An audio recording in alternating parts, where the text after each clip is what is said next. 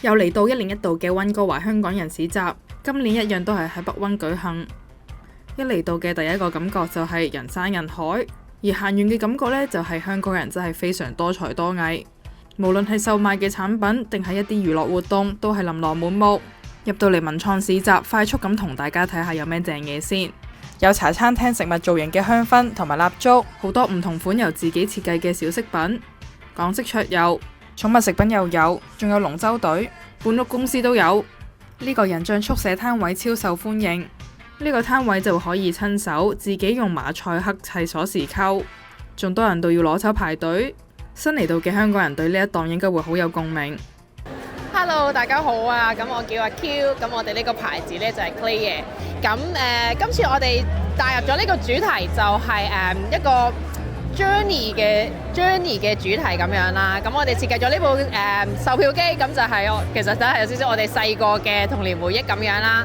咁跟住之後，其實我哋主要係想 sell 嗰個 concept 個 idea 呢，就係即係我哋香港人即係移居過嚟啦，移民過嚟加拿大啦。咁其實都會係移民之前有啲經歷，有啲嘢要 overcome 嘅，咁跟住嚟到之後遇到啲挑戰，跟住到最後會 overcome 咗啲嘢啦，咁跟住之後有 unknown 嘅未來啦，咁跟住但係即係我哋都無悔嘅，我哋係繼續 keep going 向前看，don't look back 嘅，咁所以我哋都有個咁樣嘅 single journey 嘅 ticket 嘅 pouch 咁樣，就係想帶出呢個 message 俾大家。家長嘅話，我就推薦呢一檔賣廣東話繪本嘅。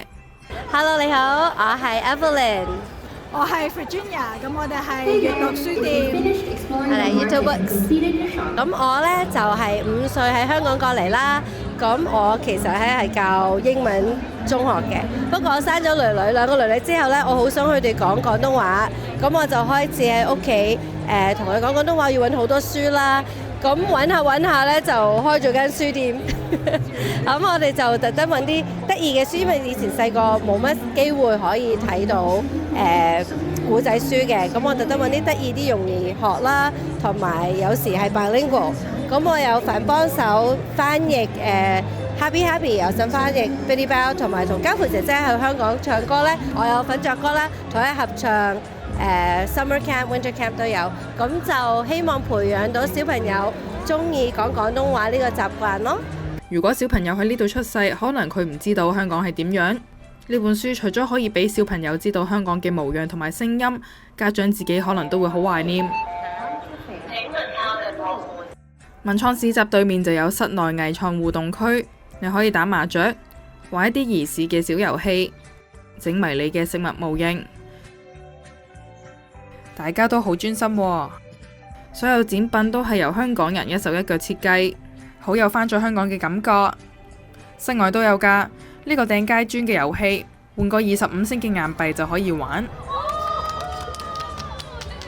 行到攰當然要醫肚啦，今年美食檔嘅選擇比之前仲多，全部都係啲香港嘅特色小食，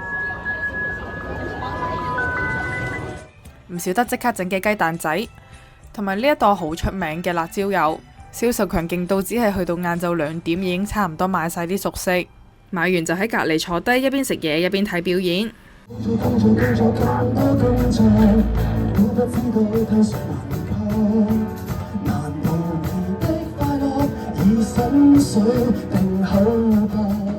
錯過咗嘅唔緊要，不過下年你一定要嚟體驗呢個節目咁豐富嘅市集。